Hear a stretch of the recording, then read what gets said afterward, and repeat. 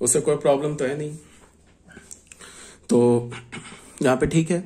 अब हमें क्या बोल रहा है कि फाइंड एफ सर्कल जी, तो एफ सर्कल जी क्या होगा, एफ ऑफ जी एक्स होगा। तो एफ ऑफ जी एक्स, तो यहां पे हमने क्या बोला, अब देखो इसको हमने कैसे कंपोजिशन लिया। ये एक्चुअल में कर क्या रहे हैं, ये एक्चुअल में ना हम पीसवाइज जो फंक्शन है ना उसका कंपोजिशन लेना सीख रहे हैं कि पीसवाइज फंक्शन का कंपोजिशन कैसे लेते हैं। अभी तक जो हमने फंक्शन लिया था वो क्या था, मतलब एक डोमेन के एक सेट के लिए उसका एफ एक्स का वैल्यू सेम था। यहाँ पे क्या बोला, एक्स ये होगा तो एफ एक्स ये होगा, एक्स ये होगा तो एफ एक्स ये होगा। पीसवाइज फंक्शन है ना, तो पीसवाइज फंक्शन का हम कंपोजिशन कैसे लेते हैं वो सिखाया जा रहा है तुम्हें। तो यहां पे देखो क्या है, एफ सर्कल जी एक्स बोलेंगे। पहले तो एफ सर्कल जी डिफाइंड है, जी सर्कल एफ डिफाइंड। अब देखो उसको डिफाइंड कैसे कर रहे हैं, एफ सर्कल जी एक्स को क्या बोलेंगे, एफ ऑफ जी एक्स बोलेंगे। अब यहां पे हमने क्या बोला कि जी एक्स का वैल्यू 0 डाल दिया। जी एक्स का वैल्यू 0 है ना, कब, जब x is greater than equals to 0 है। तो देखो जी एक्स का वैल्यू यहां 0 डाल दिया और साथ में क्या बोल दिया, x is greater than equals to 0, कोई प्रॉब्लम नहीं है। फिर हमने क्या बोला, जी एक्स का वैल्यू क्या डाल दिया, -2x डाल दिया। कब डाल दिया, व्हेन एक्स को हमने लेस देन 0 बोल दिया यहां पे। तो ये हमारा डिफाइंड होगा। अभी और इसको फर्दर सॉल्व करना है, देख लो। अब तुम ऐसे देखो,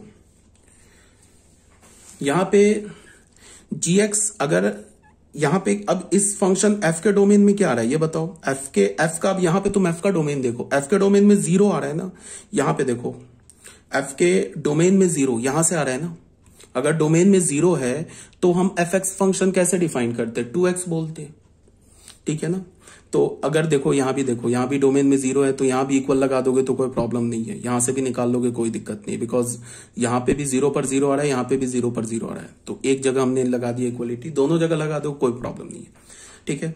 तो यहां पे देखो ये डोमेन में एफ फंक्शन के 0 है, तो एफ फंक्शन के डोमेन में अगर 0 है तो हम एफ एक्स को क्या बोलते हैं, 2x बोलते हैं। तो यहां पे हमने वही लिख दिया 2 × 0।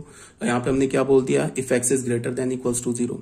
अब यहां पे देखो x अगर लेस देन 0 है, अगर यहां पे ये देखो दिख रहा है x इज लेस देन 0 है, तो ये f के डोमेन में जो नंबर आ रहा है वो तो पॉजिटिव नंबर आ रहा है ना। f के डोमेन में ये देख के मत बोलना कि -2x है, इसका मतलब f के डोमेन मतलब f के आर्गुमेंट में निगेटिव नंबर आ रहा है। यहां भी लिखा है साथ में x इज लेस देन 0 है, तो इसका मतलब f के आर्गुमेंट में जो नंबर आ रहा है ना वो हमारा पॉजिटिव नंबर आ रहा है। तो जब f के आर्गुमेंट में पॉजिटिव नंबर के लिए हमने क्या बोला है, इसको 2x बोला है ना। तो 2 और x का काम यहां पे क्या कर रहा है, -2x लिख दिया। तो ये क्या हो गया, -4x हो गया when x is less than 0। तो फाइनली हमारा एफ सर्कल जी फंक्शन कैसे डिफाइंड हुआ, एफ सर्कल जी को हमने क्या बोला, 0 if x is greater than equals to 0 और -4x if x is less than 0। ठीक है, यहां तक आगे बात समझ में। अब जी सर्कल f पे आते हैं, तो जी सर्कल एफ एक्स को हम क्या बोलते हैं, जी ऑफ एफ एक्स बोलते हैं, ठीक है। अब यहां पे हमने क्या बोला कि एफ एक्स को हमने 2x बोला, यहां देखो एफ एक्स को 2x बोल दिया, इस एफ एक्स की जगह हमने 2x लिख दिया और यहां पे साथ में क्या बोल दिया, x is greater than equals to 0। फिर इस एफ एक्स की जगह 0 लिख दिया और फिर क्या बोला, x इज लेस देन 0, कोई प्रॉब्लम नहीं है। अब तुम जी फंक्शन देखो, जी फंक्शन के आर्गुमेंट में कैसा नंबर गया, नॉन निगेटिव नंबर गया। तो जी फंक्शन के आर्गुमेंट में अगर नॉन निगेटिव नंबर है तो उसका वैल्यू क्या होता है, 0 होता है ना। तो यहाँ पे 0 आ गया। और यहाँ पे जी फंक्शन का जी0 पे क्या होगा बताओ, जी0 पर 0 है तो जी0 पे 0 हो गया। इसका क्या मतलब हो गया, जी सर्कल एफ एक्स किसके इक्वल हो गया, 0 के इक्वल हो गया। For all x belongs to R, सारे एक्स के लिए हो गया ना। X is greater than equals to 0 और लेस देन 0 के लिए हो गया जी ऑफ एफ एक्स 0 हो गया। तो इसका क्या मतलब हो गया, g of f x is equal to 0 for all x belongs to R. ठीक है, तो अभी हमारा जो कंपोजिशन ऑफ फंक्शन है इसका सारे क्वेश्चन कंप्लीट हो गए। अब यहाँ पे मैं ना तुम्हें properties of composition of function ये बता रहा हूँ। इसमें मैंने मोस्ट ऑफ द प्रॉपर्टी को प्रूफ नहीं किया है, ठीक है। ऐसे इसकी प्रूफ की कोई जरूरत भी नहीं है, ठीक है। अगर तुम प्रूफ करना देखना चाहते हो तो खुद से कर लो, प्रूफ है, या किसी बुक से देख लो। इसके प्रूफ की कोई जरूरत नहीं है, सिर्फ तुम थ्योरम याद रखो, थ्योरम में क्या बोला जा रहा है, ठीक है। जैसे हमने, अच्छा सेट तो तुम लोग को अभी नहीं पढ़ा है, ठीक है। तो इसमें क्या बोला जा रहा है, the composition of function is not commutative. किसी भी दो फंक्शन का कॉम्यूटेटिव नहीं होता इन जनरल, यहां पे लिख लो in general, that is f circle g is not equals to g circle, ठीक है। मैंने क्या बोला है कि दो फंक्शन का जो कंपोजिशन होता है वो इक्वल नहीं होता इन जनरल। ऐसा भी हो सकता है कि एफ सर्कल जी डिफाइंड हो, जी सर्कल एफ डिफाइंड ही ना हो।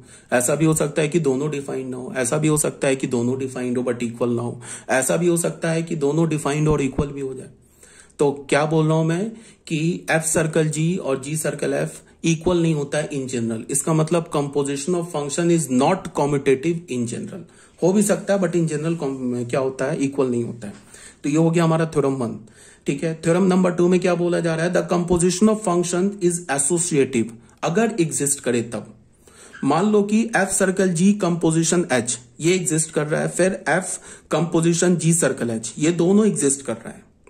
अगर दोनों एग्जिस्ट कर रहा है तो ये दोनों इक्वल होगा 110%। अगर मान लो एफ सर्कल जी सर्कल एच ये एग्जिस्ट कर रहा है बट ये एग्जिस्ट नहीं कर रहा है, तब तो इक्वल ही नहीं होगा। जब एग्जिस्ट ही नहीं कर रहा है एक, तो फिर इक्वल की कोई बात ही नहीं उठती है, कोई सवाल ही नहीं उठता है। अगर एफ कंपोजिशन जी कंपोजिशन एच और एफ कंपोजिशन जी कंपोजिशन एच ये दोनों एग्जिस्ट कर रहा है किसी फंक्शन के लिए, एफ जी एच के लिए, तो दोनों इक्वल होगा, इस बात की गारंटी है। ठीक है, ये हो गया हमारा, इसीलिए मैंने लिखा एग्जिस्ट, तो ये दोनों इक्वल होगा। अब आ जाओ थ्योरम नंबर, इसका मतलब क्या हुआ कि composition of function is associative if it exist. अगर एग्जिस्ट करेगा तो एसोसिएटिव होगा, नहीं करेगा तो नहीं होगा। कॉम्यूटेटिव नहीं है बट एसोसिएटिव है अगर एग्जिस्ट करे तो। थ्योरम नंबर 3 में क्या बोल रहा है, the composition of two bijective is bijection is a bijection, that is f and g are two bijection, then g circle f is also bijection. देखो, दो बाइजेक्शन फंक्शन का जो कंपोजिशन होता है वो हमेशा बाइजेक्शन होता है। बट फिर कंडीशन क्या है कि अगर मैं बोल रहा हूं कि एफ बाइजेक्शन है, जी बाइजेक्शन है, तो जी सर्कल एफ भी बाइजेक्शन होगा। लेकिन कंडीशन क्या है कि जी सर्कल एफ एग्जिस्ट करना चाहिए। जी सर्कल एफ भी बाइजेक्शन होगा, एफ सर्कल जी भी बाइजेक्शन होगा, बट कंडीशन क्या है कि वो एग्जिस्ट करना चाहिए। अगर एग्जिस्ट कर गया, एफ और जी बाइजेक्शन है और जी सर्कल एफ एग्जिस्ट कर रहा है तो 100% वो बाइजेक्शन है। और एफ सर्कल जी भी एग्जिस्ट कर रहा है तो भी 100% वो बाइजेक्शन ही है। ठीक है, अब इस सबका प्रूफ क्या है, कोई जरूरत नहीं है प्रूफ का, टाइम वेस्ट होगा। प्रूफ काफी लंबा लंबा सब है, उस सबको काफी लेंथी प्रूफ है, तो उसका कोई जरूरत नहीं है, एज इट इज। तब भी अगर देखना चाहते हो तो बुक देख लो, किसी बुक से मिल जाएगा प्रूफ, बट इसकी जरूरत नहीं है। अब क्या बोला जा रहा है कि हमारे पास एक फंक्शन है from set A to set B, then f composition, f का हमने कंपोजिशन लिया आइडेंटिटी फंक्शन के साथ, ए के साथ। हमने एक आइडेंटिटी फंक्शन बनाया सेट ए में, ठीक है, या हमने f composition identity function in A, या आइडेंटिटी फंक्शन एक बी कंपोजिशन एफ, ये एफ के इक्वल होगा। That is the composition of any function with identity function is the function itself. सबसे पहला सवाल ये उठता है कि आइडेंटिटी फंक्शन को हमने एफ फंक्शन के राइट साइड पे लिया, मतलब क्या है, f composition identity function in A लिया है। ऐसा नहीं लिया identity function in A composition f नहीं लिया। क्यों नहीं लिया? Because identity function in A composition f function defined ही नहीं होगा। क्यों नहीं होगा वो देख लेते हैं। एफ हमारा क्या फंक्शन है, ए से बी में। एफ हमारा फंक्शन है ए से बी में, और आइडेंटिटी फंक्शन इन ए जो होगा वो क्या होगा, ए से ए में होगा। आइडेंटिटी फंक्शन जो बी होगा वो क्या होगा, बी से बी में होगा। तो अब अगर हम लोग देखते हैं, अगर हमने लिया identity function in A composition F, तो इसका क्या मतलब है? इसका यह मतलब है कि एफ का जो रेंज होगा वो आइडेंटिटी फंक्शन के डोमेन का सबसेट होना चाहिए। तो एफ का रेंज हमें कहां से मिल रहा है, सेट बी में मिल रहा है, और आइडेंटिटी फंक्शन का डोमेन क्या है, सेट ए। तो इसका मतलब ये डिफाइन नहीं होगा, नॉट डिफाइन। ठीक है ना। अब अगर मैंने बोला f composition identity function in A, ठीक है ना, आइडेंटिटी फंक्शन ए, तो ये डिफाइंड है, और ये किसके इक्वल है, एफ के इक्वल है। क्यों? बिकॉज आइडेंटिटी फंक्शन का जो रेंज होगा, आइडेंटिटी फंक्शन का रेंज क्या होगा, पूरा सेट ए। ये देख लो, एफ फंक्शन का डोमेन के इक्वल है, तो इसका मतलब ये डिफाइंड, और ये एफ के इक्वल ही होगा। क्यों इक्वल होगा वो देख लो। हमने एक आइडेंटिटी फंक्शन ए में लिया, ऐसे तुम डायग्राम बना के देख लो। ये हो गया ए, ये सेट ए हो गया, और ये सेट बी हो गया। तो ये वाला जो फंक्शन, ये फंक्शन क्या हो गया, ये फंक्शन हो गया ना f composition identity function in A. इसको हमने एक आइडेंटिटी फंक्शन ए में ले लिया, इसको हमने एफ फंक्शन ले लिया। मान लो ए में ले लिया ए बी सी डी, ए में ले लिया ए बी सी डी, इसको हमने बी को ले लिया पी क्यू आर एस ले लिया। तो आइडेंटिटी फंक्शन तो A B C C D ऐसे रिलेट होगा, और ये एफ फंक्शन है, मान लो ए क्यू से है, बी क्यू से है, सी पी से है, डी आर से है, ये फंक्शन है। तो देख लो, अगर हम f composition identity function in A लेंगे तो क्या होगा, हम लोग क्या करेंगे, अगर इसको लिया तो ये वाला हमारा फंक्शन क्या हो गया तो यहां पे देखो समझने वाली बात क्या है कि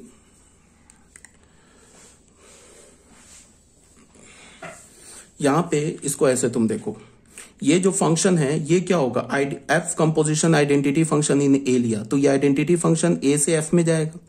तो इसको तुम देखो, ए का इमेज यहां से यहां जाएगा ए टू बी, एफ जो हमारा फंक्शन होगा ना, इसको हम कैसे डिफाइन करेंगे, f composition identity function in A, ये क्या होगा, ए से सेट बी में जाएगा, ए से सेट बी में तो एफ भी जा रहा है। उसके बाद क्या है कि देखो, ए का यहां पे इमेज ए मिला, फिर ए का इमेज क्या मिल गया, क्यू, फंक्शन में भी देखो ए का इमेज क्यू है, फिर यहाँ पे आइडेंटिटी फंक्शन से जाएंगे तो बी का इमेज बी, और फिर यहाँ पे बी का इमेज क्या मिल गया, क्यू, फंक्शन में भी बी का इमेज क्यू है, फिर सी का इमेज सी, फिर सी का इमेज पी, फंक्शन में भी सी का इमेज पी है, फिर डी का इमेज डी और डी का इमेज आर, फंक्शन एफ में भी डी का इमेज आर है। तो इसका क्या मतलब हो गया, इसका डोमेन और एफ का भी डोमेन को डोमेन इक्वल हो गया ना।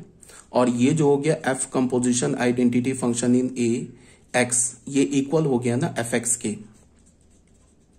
For all x belongs to A, नहीं इक्वल हो गया, इमेज भी सेम है ना।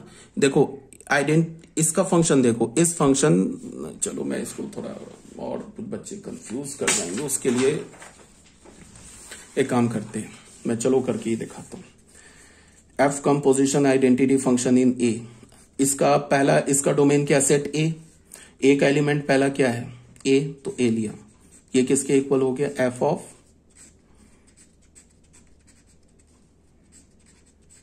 ये किसके इक्वल हो गया, एफ ऑफ ए, ये किसके इक्वल हो गया, बी के।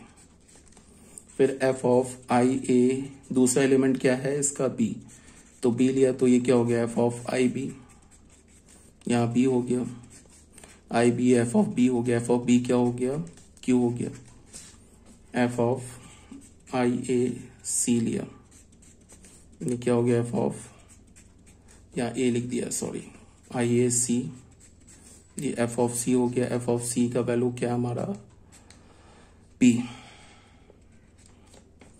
एफ ऑफ आई ए जो कि इक्वल है ए डी, ये क्या है, f of I A D, ये डी, एफ डी का क्या हुआ, आर, ठीक है। तो ये देख लो ना, एफ ऑफ आई ए और एफ ए दोनों एक इक्वल है, f of I A B और एफ बी ये भी इक्वल है, एफ ऑफ आई ए और एफ सी ये भी इक्वल है, f of I A D और एफ डी ये भी इक्वल है। तो इसको हम क्या लिख सकते हैं, f of I A x is equal to f x for all x belongs to set A, ऐसे लिख सकते हैं ना। और इसका जो डोमेन हो गया वो भी क्या हो गया हमारा, ए से बी हो गया, और एफ फंक्शन का भी डोमेन ए से बी हो गया। तो देख लो, इसका डोमेन को डोमेन इक्वल हो गया, और फिर इसका इमेज भी सेम हो गया, तो ये फंक्शन इक्वल हो गया। तो यहां से क्या हो गया, f of identity function in A is equal to f, ठीक है ना। सेम लाइन पर क्या है हमारे पास, ये जो हमने अभी ये लिया है ना, सेम लाइन पे क्या, identity function in B composition f के इक्वल होगा। हाँ, f composition identity function in B ये डिफाइंड ही नहीं होगा, और identity function in B composition f defined होगा, और ये किसके इक्वल होगा, एफ के इक्वल होगा। सेम लाइन पे जैसा भी हमने ये वाला प्रूफ किया है ना, दिखाया, सेम लाइन पे ये भी इक्वल होगा, ठीक है। ये हो गया हमारा question, theorem number 4। Theorem number 5 क्या है, थ्योरम नंबर 5 में बोल रहा है कि हमारे पास एक फंक्शन है from set A to B, और एक फंक्शन है g from set B to A. तो जी सर्कल एफ क्या होगा, एक आइडेंटिटी फंक्शन होगा ए में, if f is injective and g subjective. अब तुम बोलोगे कहां से आ गया थ्योरम, तो रट जाओ, थ्योरम का प्रूफ हर जगह एग्जिस्ट करता है, अभी टाइम बिंग रट जाओ, प्रूफ की जरूरत होती नहीं है, तब भी प्रूफ है, इतना इंटरनेट है, यूट्यूब है, कहीं भी तुम प्रूफ देख सकते हो। ठीक है, तो यहां हमारे पास क्या बोल रहा है, एफ हमारे पास एक फंक्शन है ए टू बी में, जी फंक्शन है बी टू ए में, तो जी कंपोजिशन एफ एक आइडेंटिटी फंक्शन होगा ए में। कब होगा, जब ये पहले वाला एफ जो है ना ये इंजेक्टिव हो और जो जी हो वो सर्जेक्टिव हो, F11 हो और जी ऑन्टो हो, तब जाके जी सर्कल एफ जो होगा एक आइडेंटिटी फंक्शन होगा ए में। और हमारे पास फिर फंक्शन एफ ए से बी में दे रखा है, जी बी से ए में दे रखा है, तो एफ सर्कल जी जो होगा एक आइडेंटिटी फंक्शन होगा बी में। कब होगा, अब यहाँ पे पलट जाएगा, हमारा ये जो जी है ना ये हमारा क्या हो, इंजेक्टिव हो, और एफ जो हमारा सर्जेक्टिव हो, तो ये हो जाएगा। थ्योरम याद रखो, थ्योरम नंबर 6 में क्या बोल रहा है, हमारे पास एक फंक्शन है A to B, f function, g function है B to C, B two function then, तो क्या बोल रहा है, जी सर्कल एफ क्या होगा, ए से सी में होगा, ये ऑन्टो होगा। कब ऑन्टो होगा, जब ये जी ऑन्टो होगा, और जी सर्कल F11 होगा, कब होगा, जब F11 होगा।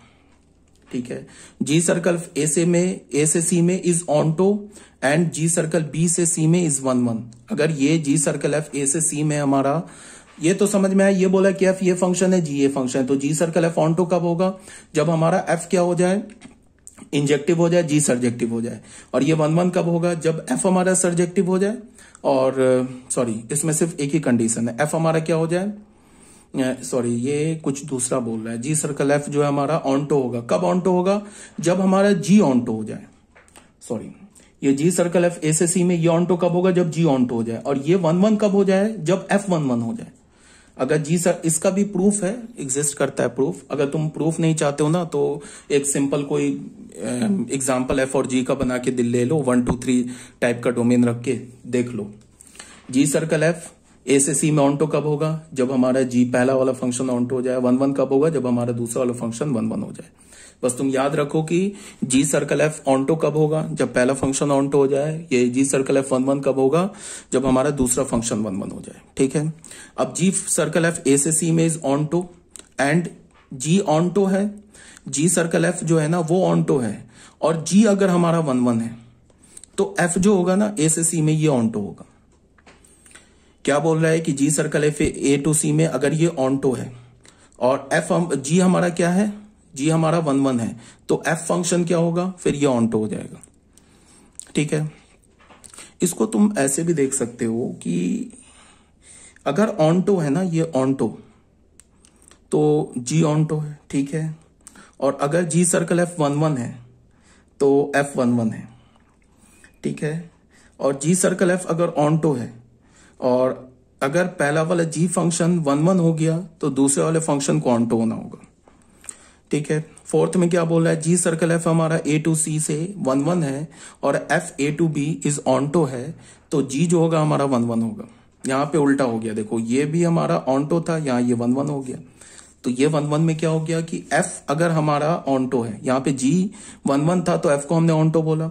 यहाँ पे क्या हो गया कि अगर एफ हमारा ये 1 है तो फिर जी ऑन्टो हो जाए, ये 1 है तो जी हमारा क्या हो जाएगा, ये भी 1 होगा, ये ऑन्टो नहीं होगा, ये क्या होगा 1। ठीक है, इसको याद कर लो। जी जो हमारा ए टू सी अगर फंक्शन 1 है तो एफ हमारा क्या होगा, एंड एफ अगर हमारा ऑन्टो है, जी सर्कल एफ 1 है, एफ ऑन्टो है, तो फिर जी 1 होगा। ठीक है, इसको एज अ रिजल्ट याद रखो, जो अभी मैंने theorem number 5 and theorem number 6 बताया है। अब बच्चों आ जाओ composition of real function. Composition of real function में क्या है कि अभी तक हमने क्या बोला था, अभी तक हमने एफ सर्कल जी कब डिफाइंड होता है, जी सर्कल एफ कब डिफाइंड होता है। फिर मैंने बोला कि जी सर्कल एफ तभी डिफाइंड होगा जब जी का रेंज एफ के डोमेन का सबसेट होगा। फिर मैंने बोला कि एफ सर्कल जी तभी डिफाइंड होगा, सॉरी जी सर्कल एफ कब डिफाइंड होगा, जब एफ का रेंज जी के डोमेन का सबसेट हो जाए। और एफ सर्कल जी कब डिफाइंड होगा, जब जी का रेंज एफ के डोमेन का सबसेट हो जाए। But most of the cases में क्या होता है कि जी सर्कल एफ हमें निकालना, फाइंड आउट करना है, जी सर्कल एफ, और एफ का रेंज जी के डोमेन का सबसेट नहीं है। फॉर एग्जाम्पल तुम इसको ना पहले एग्जाम्पल से समझो। मान लो कि हमारे पास एक ऐसे फंक्शन दे रखा है,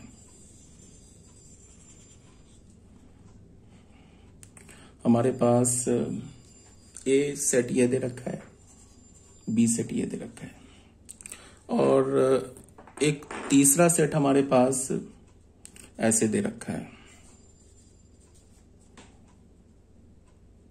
जो सी सेट मान लेते हैं इसको हमने।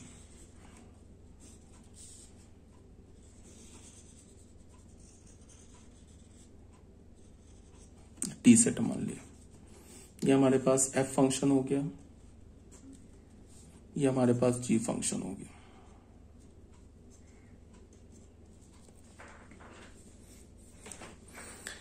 अब क्या है कि तुम इसको ऐसे देखो कि अब इस केस में ना एफ का जो रेंज है ना वो जी के डोमेन का सबसेट नहीं है।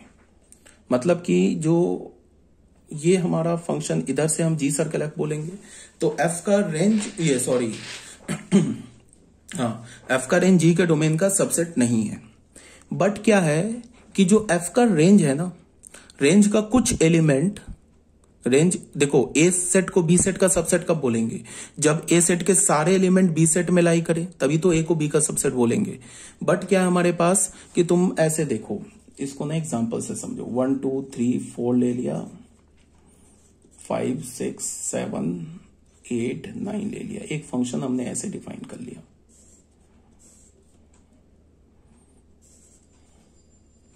और जी हमने ले लिया 5 6 8 9 10 ऐसे ले लिया, 11 12 13 14 ऐसे ले लिया हमने, और ये ऐसे हमने डिफाइन कर दिया। ये हमने जी फंक्शन डिफाइन कर लिया। अब एफ फंक्शन का जो डोमेन है वो क्या है, वो ए सेट है। एफ फंक्शन का जो रेंज है वो क्या हमारे पास 5 6 7, which is not the subset of domain of g function. G function के डोमेन का सबसेट नहीं है। देख लो ना 5 6 7, बट 7 तो लाइन नहीं कर रहा है। तब भी हम कंपोजिशन ले सकते हैं। तब हम कंपोजिशन कैसे लेंगे, तब हम उस एक्स के लिए, मतलब कि अब भी हम जी सर्कल एफ डिफाइन कर सकते हैं, ये डिफाइंड होगा। बट ये किस एक्स के लिए डिफाइंड होगा, एफ के डोमेन के किस एक्स के लिए डिफाइंड होगा, जिस एक्स का इमेज जी फंक्शन के डोमेन में लाई करता है। इसको मैं बोल रहा हूं, इस मेरे स्टेटमेंट को सुनो। तब भी हम जी सर्कल एफ को डिफाइन करेंगे। यहां पे ऑब्वियस बात है ना, एफ का जो रेंज है वो जी के डोमेन का सबसेट नहीं है।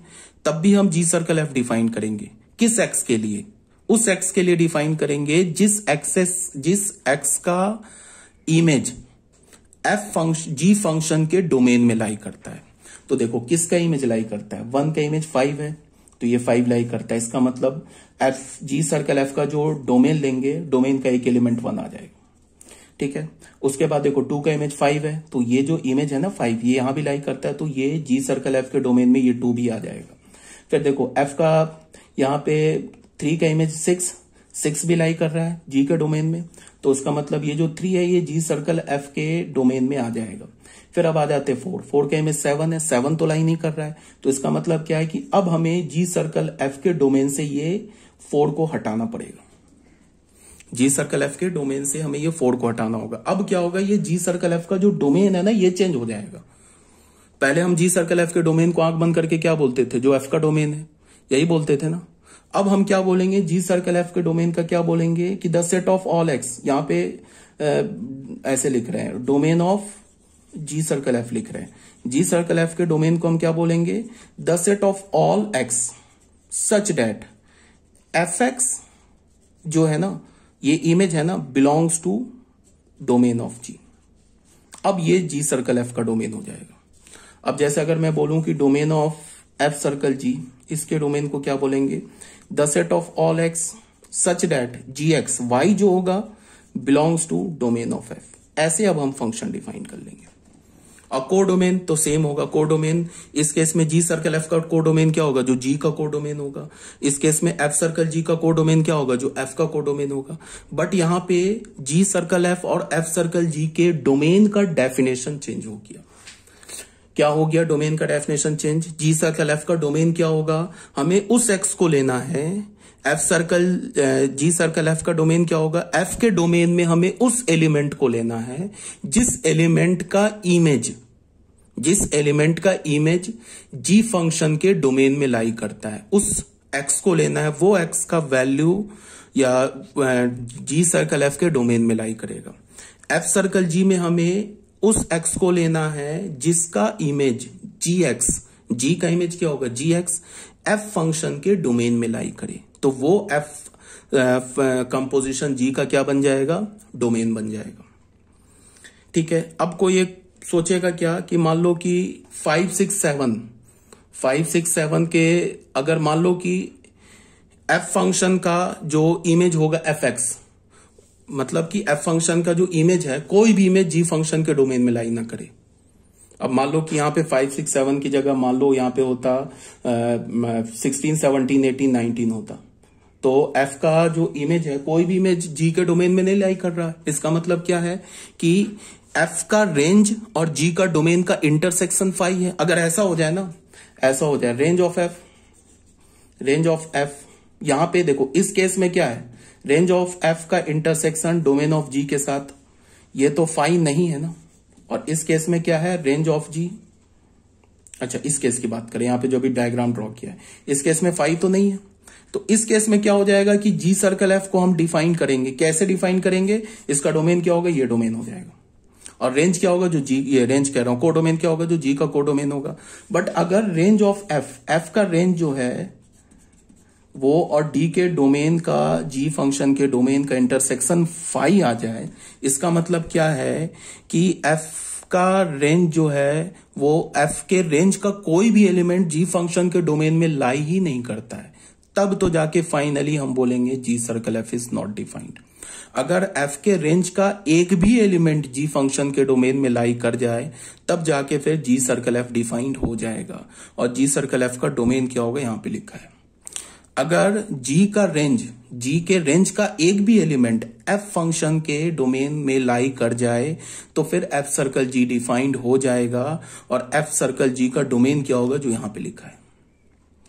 समझ में आ रही है बात? यहां पे हमने क्या बोला कि ये जो रेंज है ना 7, ये तो जी के डोमेन में लाई नहीं कर रहा है, तो कोई बात नहीं है। इसका मतलब क्या करेंगे, इस 4 को ना हम जी सर्कल एफ के डोमेन से हटा देंगे, इस 4 को। तो फिर हम जी सर्कल एफ का डोमेन क्या लेंगे, 1 2 3, उसके बाद जी सर्कल एफ डिफाइन कर देंगे। अब देखो जी फंक्शन का रेंज क्या है, जी फंक्शन का रेंज है 11 12 13 14। जी फंक्शन के रेंज का कोई भी एलिमेंट एफ फंक्शन के डोमेन में नहीं लाई कर रहा है। इसका मतलब क्या है कि एफ सर्कल जी डिफाइंड ही नहीं होगा। आप कुछ भी कर लो, एफ सर्कल जी डिफाइंड नहीं होगा। बट यहां पे जी सर्कल एफ डिफाइन कर रहा है। जी सर्कल एफ डिफाइंड हो रहा है किस एलिमेंट के लिए, उस एलिमेंट के लिए जिसका रेंज, उस एलिमेंट के लिए जिसका इमेज जी के डोमेन में लाई कर रहा है। 1 2 3 का जो इमेज है ना 1 2 3 का इमेज है ना 5 और 6, ये 5 और 6 जी के डोमेन में लाई कर रहा है। तो जी सर्कल एफ डिफाइंड होगा। जी सर्कल एफ का डोमेन क्या हो जाएगा, 1 2 3। तो हम अब ऐसे डिफाइन करेंगे। ये बात क्लियर हो रही होगी। तो यही हमारा क्या है, कंपोजिशन ऑफ रियल फंक्शन। तो आई थिंक ये समझ में आ रहा होगा। इसके बाद कंपोजिशन ऑफ रियल फंक्शन, ये लास्ट टॉपिक है कंपोजिशन ऑफ फंक्शन का। इस पे कुछ क्वेश्चंस हैं जो कि थोड़ा हमें समझना पड़ेगा, कैसे कैसे रियल फंक्शन का कंपोजिशन लिया गया है। देखो, उसके बाद फाइनली हमारा inverse of an element, invertible function हम पढ़ेंगे। इन्वर्टेबल फंक्शन के बाद हम पढ़ेंगे बाइनरी ऑपरेशन। फाइनली हमारा ये जो टॉपिक है ना फंक्शन, ये क्लियर हो जाएगा। मोस्ट प्रोबेबली आज हमारा संडे तक मैं कोशिश करूंगा कि सारे जो भी पीडीएफ है ना उसका मैं वीडियो लेक्चर बना के सेंड कर दूं। तो संडे तक मैं कोशिश करूंगा कि तुम लोग को सारे वीडियो लेक्चर बन जाए। ठीक है, तो ठीक है फिर।